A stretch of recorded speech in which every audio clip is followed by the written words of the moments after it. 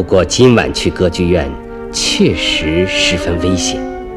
且不说指挥先生已经败露，被严加看管，麦金托什正去向不明，弄不好会自投罗网。而且地下工作者今晚在池座里为对付那个德军司令还安装了爆炸物。再过30秒。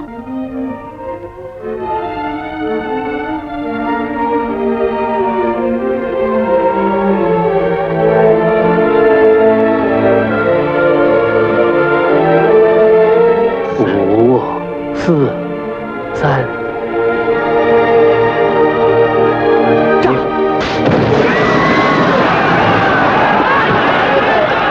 见鬼，砸锅了！爆炸不算成功，只不过让司令落了一身土，但是引起一场巨大的骚动，被看管的指挥先生趁乱溜了。可是他要不是和这2个假冒的德国军官相遇，也是难以逃脱的。要知道，德国人把剧院的所有通道都看住了。不是我干的，不是我，是我呀！我们抓到你，那就算我干的。我们现在是军官。什么？他说什么？我们把你抓到了，你要做得像样。等一下，走，抓住了。现在好了，被这样2个德国军官抓住的指挥先生，可以公然在剧院里穿行，被抓的人在指引着路，钻到地下室这个安静的小巷子里来了。没有逃离剧院的麦金托什也跟大家会合了。料想的会面本来是重重危险，意外的重逢竟如此事事顺利。不过现在也还不是互叙别情的时候。简直像下地狱。不，再走下去是一条下水道，这条下水道经过我们的歌剧院。它通到哪儿？哪儿也不通，是死路。走出去的路还是可以找到的，可就是等他们绕着从地下水道里钻出来，再更换一身装扮，赶到火车站，车也刚刚开走。原先说好是由木偶剧女演员 Juliet 领着他们先到一个叫莫索特的地方，那里离边境就不远了。可现在随同 Juliet 上了火车的只有胳膊受了伤的 Pete， 怎么办？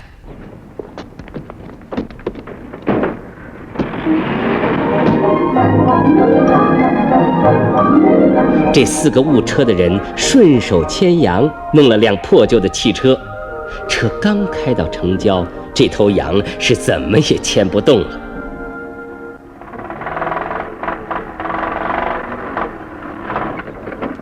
哎呀，别忙活了，没汽油了。怎么了？没汽油了，把车推过去。什么？藏起来，藏起来。藏起来。推吧，你推呀你！请你跟我说话客气点。好吧，请你推车，大师。这还像句话？那你就推吧。哎，慢点，慢点，慢点。那边慢一点，慢点。好了，慢一点。停下，停下。我们的2位主人公，油漆粉刷工奥古斯丹先生和指挥斯丹尼斯拉斯先生，要不是偶然地卷到这个事件里来，他们是难以聚会在一起的。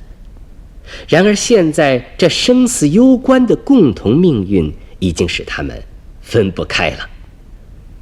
但在今后艰险的历程里，他们之间也还会像刚才推车子那样出现一些小小的不协调。大家都说英国人的性格不像法国人这样活泼，不过在英国，指挥家和油漆匠也未必那么和谐。至于这2个英国飞行员，作为军人必须是下属听从上司，全世界莫不如此，容不得争吵。何况他们又都落难异乡，合舟共济，愈加亲密。现在呢，朋友们，我们来分配伙食定量券。你有了吧 ，Mackintosh？ 有了，法国通用的，伦敦印的。给你，给你，哈哈。再来分钱吧。这不是伦敦赢的啊，想全了。给你们，这我们留下。这天气正好散步，走 ，Macintosh， 走吧 ，Augustine。奥古斯丁老叫我奥古斯丁，怎么不分给我？哎，没分给我。等一等，我少了一张。少一张，真少了，少了。你等一等我呀！你快走吧，我的脚肿了。脚肿了，真想得出。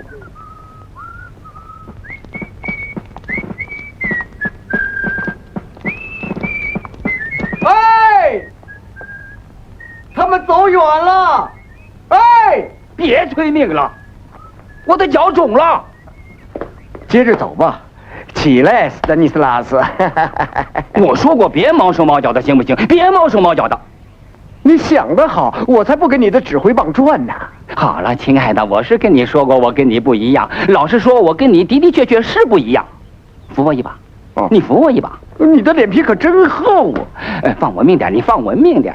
好，那好吧，你等等我。你看呐，你看呐，他们溜了，把我们甩了。哦，我的天哪，这可是没想到。那我们怎么办呢？我们，你别急，我们俩接着走吧。万一他们也照样能闯过去。好，穿上你的鞋吧。穿上。我扶着你走吧。我走得了。明白了吧？英国人就这样啊，他们这些人就会过河拆桥，过河拆桥。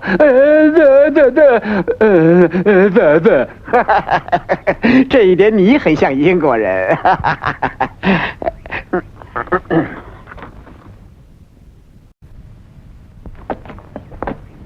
你穿的这双礼服鞋啊，不好走路。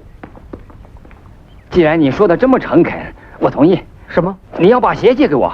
你穿的鞋有多大？跟你一样啊。好吧，给。啊，舒服了。哎，我说你等等我呀！快走啊！我这双鞋还认生呢。快走，快走，快走！你快走啊！快走！啊，德国鬼子！不会的，德国鬼子！快下去，快下去，快下去！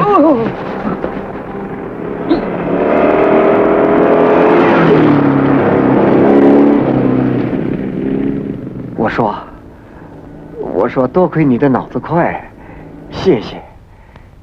行了，谢谢。这下糟了，那些英国人怎么会给抓住的？你说的对，谁叫他们不跟我们在一起呀？好，起来走吧。等一等，我把你的鞋还给你。对不起，我把它撑大了。你把我的鞋都穿坏了。我的鞋你穿着合脚嘛？就是大一点。那太抱歉了。你呀，快走吧。我说，快走，快走。那两个走到前面去的英国人，不是过河拆桥，况且河还没有过去呢。他们又发现什么了？停在路边的是辆修女院的嬷嬷出来买菜的车。这二位看来是牵羊的能手，还真利索。可他们只看到驾驶室里没人，就把车开跑了。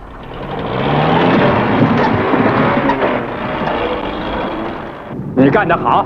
您好说，现在去哪儿？去接法国人，怪想他们的。哦，怪想他们的。抓贼啊！你们给我停车！你别嚷，嬷嬷。英国人，我们是英国人。英国飞行员，英国飞行员，英国空军。是英国空军。哎，来了来了！你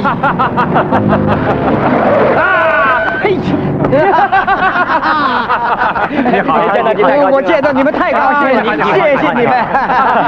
你们这辆车是哪儿偷来的？我那儿。早，先生们。你早，嬷嬷。快走吧，院长嬷嬷在等我呢。对，快上车吧，上车。快上车吧。来，谢谢嬷嬷。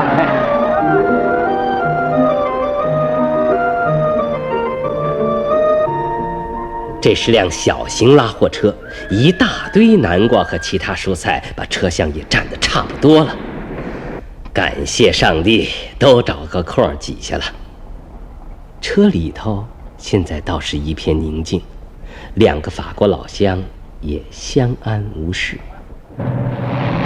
可要命的事又在车外头等着呢。汽车绕着山脚，一个90度转弯，前面70-80米的地方突然出现德国兵的鹿港。咱们是不是就往回开吧？不行，伙计，现在只能往前开。做好准备。知道。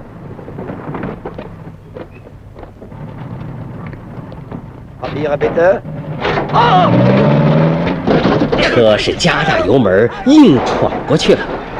可德国人的摩托车也不是光让人听个响的，他们要撵上来还不快呀？汽车上没有别的武器，就是2位飞行员随身带着的手枪，这比炮仗当然要强点儿。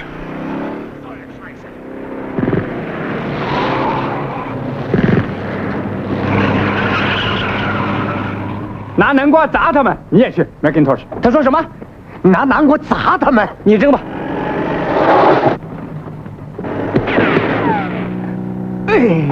哎，我说你怎么拿我的脑袋当南瓜了？哎呀，你扔吧。